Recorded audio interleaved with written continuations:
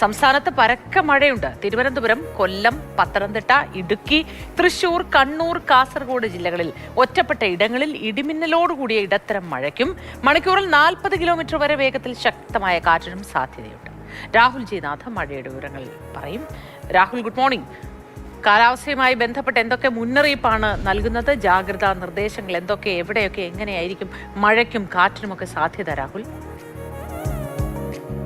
സൂചിപ്പിച്ചതുപോലെ എന്തുതരം മഴയാണ് എന്നുള്ള ചോദ്യം തന്നെയാണ് എല്ലാവരുടെയും മനസ്സിലുള്ളത്. കാരണം ഈ മഴ എപ്പോൾ പെയ്യും, എപ്പോഴും കുടയെടുത്ത് പുറത്തേക്ക് ഇറങ്ങേണ്ട ഒരു നിലയിലേക്ക് കാര്യങ്ങൾ പോകുന്നു. ഒറ്റപ്പെട്ട ശക്തമായ മഴ, ഇടിമിന്നലോടുകൂടിയ മഴയാണ് ഇപ്പോൾ എന്തായാലും നമുക്ക് ഇവിടെ ഈ കാണാൻ കഴിയുന്നത്. ഏറ്റവും പ്രധാനമായി 6 ജില്ലകളിൽ ഇപ്പോൾ ഇന്ന് യെല്ലോ അലർട്ട് പ്രഖ്യാപിച്ചിട്ടുണ്ട്. നിലവിൽ വലിയ ജാഗ്രതാ നിർദ്ദേശം ഈ തീരദേശ മേഖലയുമായി ബന്ധപ്പെട്ടുണ്ട്.